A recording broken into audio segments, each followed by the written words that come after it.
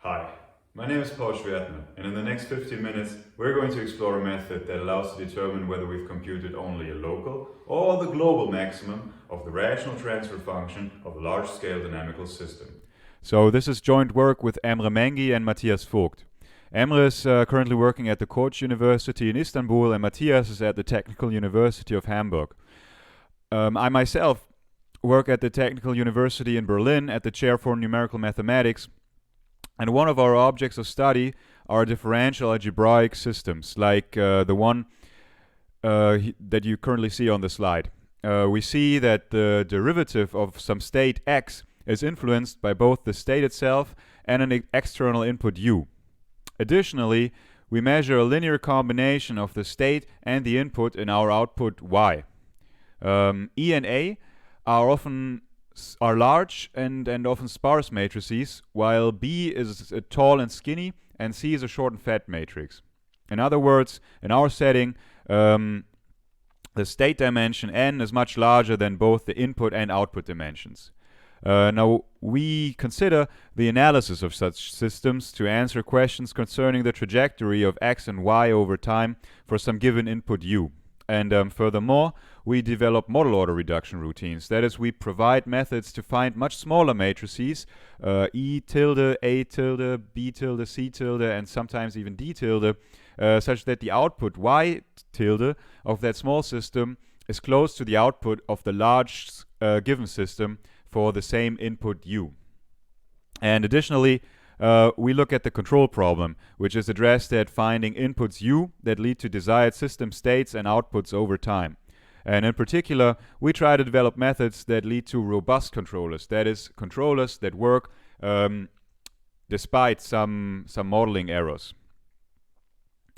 And a tool that helps tremendously with all three topics is the well-known Laplace transform that allows us to switch from time to frequency domain, and more importantly, directly gives a relationship between the input u and the output y. And in fact, if you solve the first equation for capital X and plug this into the second equation, what you get is the transfer function that we call h of that dynamical system, which is displayed here on the left.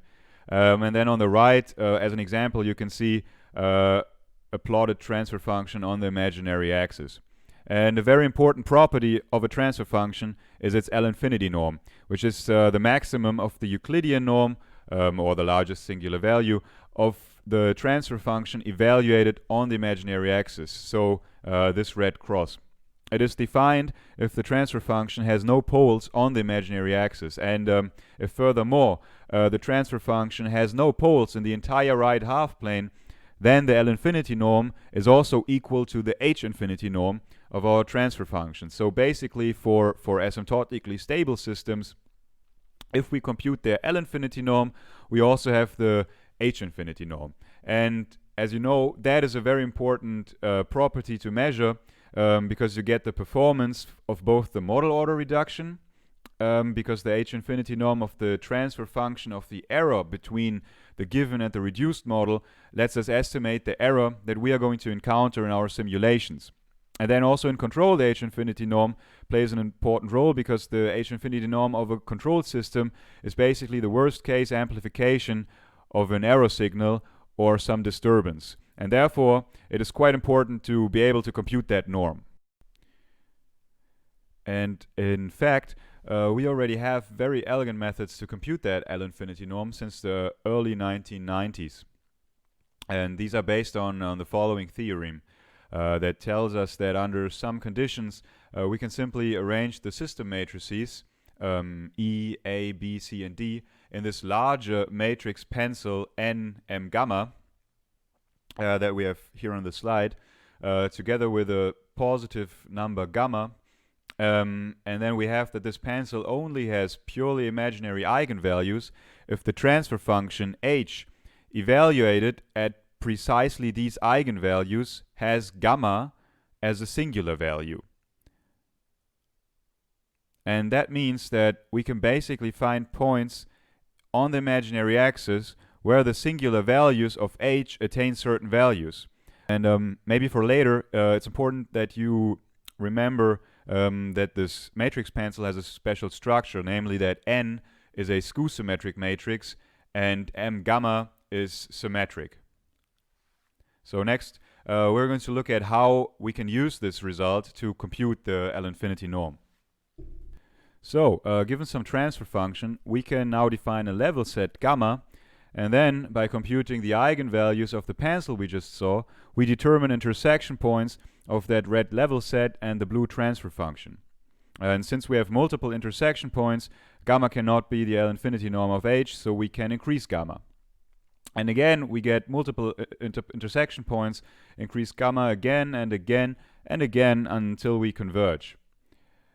And if we would increase gamma further by only a small amount, we will see that we will not have any eigenvalues on the imaginary axis anymore. And in this way, we can be sure that we've computed the global maximum of the largest singular value of H, because if there was a larger value, we would get a purely imaginary eigenvalue.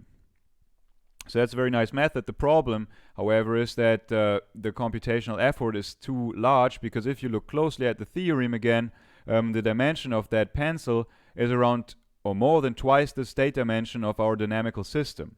And furthermore, the eigensolvers used in the references up there on the slide, they cannot exploit sparsity, and we need to compute all eigenvalues to determine if there are any on the imaginary axis. So doing that repeatedly is computationally prohibitive for a large-scale system as we consider.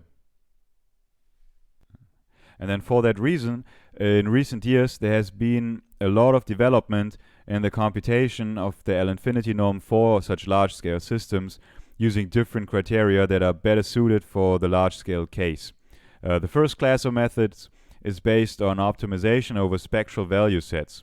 There's a method that is using Newton's method and the implicit determinant.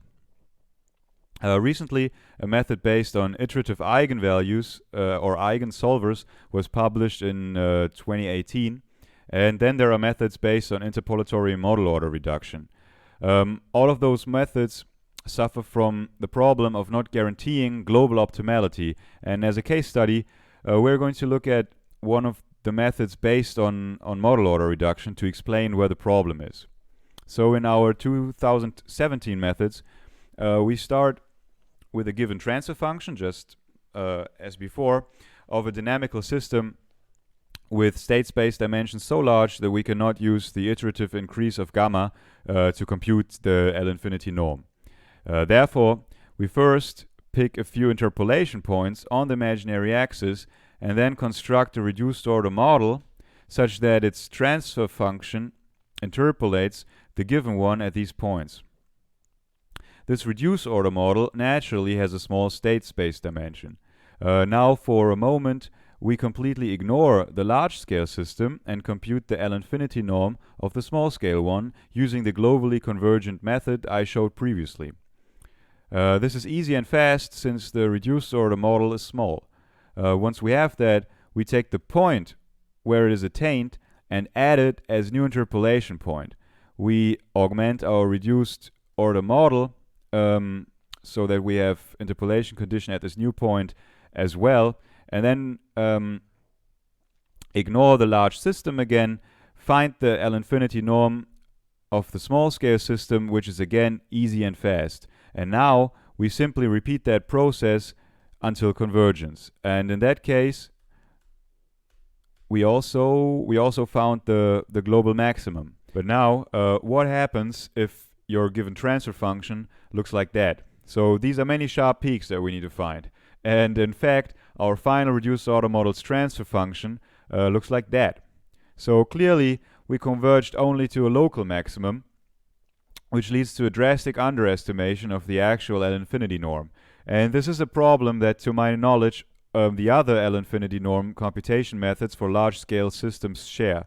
So there's a good chance, but you do not know for sure if what you computed was the actual L-infinity norm or just a local but non-global maximum. So what we need is a global optimality certificate that allows to check globally for function values with norm larger than what our fast computation method came up with, which is represented by this red diamond here. Furthermore, it shouldn't require any user input other than the system matrices. And of course, we must be able to exploit the sparsity of the system matrices to finish in a reasonable amount of time, also for large systems. The certificate we developed is based on the idea that we first identify a critical interval on the imaginary axis where the transfer function might be large in norm, and then, in a second step, rule out the existence of purely imaginary eigenvalues of the matrix pencil nm gamma that we have seen before. And for that, we do not want to do any QR decomposition, but repeatedly use Arnoldi iteration, which allows to compute either the largest eigenvalues of a pencil or the ones closest to some shift. And the benefits of such an approach are that we only compute the eigenvalues necessary to determine global optimality of a previously computed maximizer, and furthermore, only sparse matrix vector operations are necessary. But by the design of our method, we still obtain a globally valid statement. So let's look at it right now. So on the right, you see eigenvalues of an example of a pencil nm gamma. And in case you did not find the global maximum, there would now be some purely imaginary eigenvalues that we need to find with Arnoldi's method. But before that, we need to determine a critical interval where these eigenvalues might occur. And in the paper, we list a couple different methods for its determination. A simple trick would be to choose as upper bound the spectral radius of nm gamma, since no eigenvalues can have a larger imaginary part than that spectral radius. Next, we apply shift and invert Arnoldi in a recursive fashion, similarly to the methods of Grivetta-Loggia and Gu, Mengi, Overton, Xia, and Su in 06. For a discussion on the similarities and differences, I would like to refer to our paper again. So our method now works as follows. First, we choose a shift at the center of the given interval and compute the eigenvalues closest to that shift using the shift and invert Arnoldi iteration. We then check if any of those is purely imaginary.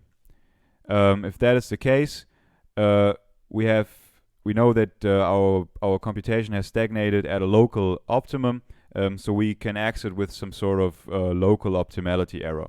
Else, we draw a disk around the shift that intersects with the closest computed eigenvalue, and now we know that there is no other eigenvalue within that disk, and therefore no purely imaginary eigenvalue in the interval of the imaginary axis that is covered by the disk.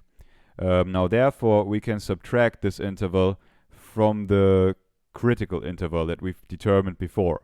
Then we can proceed in that way and rule out the existence of purely imaginary eigenvalues in more parts of the critical interval in this recursive fashion. And at some point, the safe disks start to intersect such that the interval is checked completely, and which is now the case, and we know that we're finished, and we can return that the method has converged globally and we found the correct global maximum and the L-Infinty norm. However, one important detail that we still need to cover is the check whether an eigenvalue is truly purely imaginary or just has a small but non-zero real part. So in fact, if you use standard shift and invert Arnoldi iteration, then all computed eigenvalues will have a non-zero real part, even if the corresponding eigenvalues are actually on the imaginary axis. So this is due, of course, due to numerical errors. Then the immediate solution for that would be just to set a tolerance somewhere here, and then count everything that's smaller than that tolerant as purely imaginary. However, then we would require some non-trivial user input, namely the tolerance, which you want to avoid because this would hurt the generality of our method. So instead, we can use the spectral symmetry of our matrix pencil nm gamma, because you know that n is skew symmetric and m gamma is a symmetric matrix, such that our pencil is a so-called even matrix pencil, and that has a spectral symmetry with respect to both the imaginary axis and the real axis.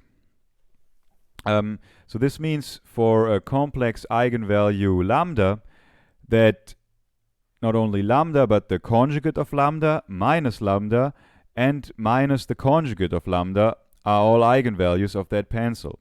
Now the standard shift and invert transformation destroys that spectral symmetry. However, if you apply this structure preserving transformation, the structure of the computation error has the same spectral symmetry, and therefore the eigenvalues that are on the imaginary axis will also be computed to be on the imaginary axis, because the structured error doesn't allow for anything else. And then in this way we do not need to set a somewhat arbitrary tolerance. So concluding, we have developed and implemented a method that determines whether a large and sparse structured matrix pencil has purely imaginary eigenvalues. And this enables the reliable computation of the L-Infinity norm for large-scale descriptor systems. We have heavily tested our method, and some test results and timings are in our paper.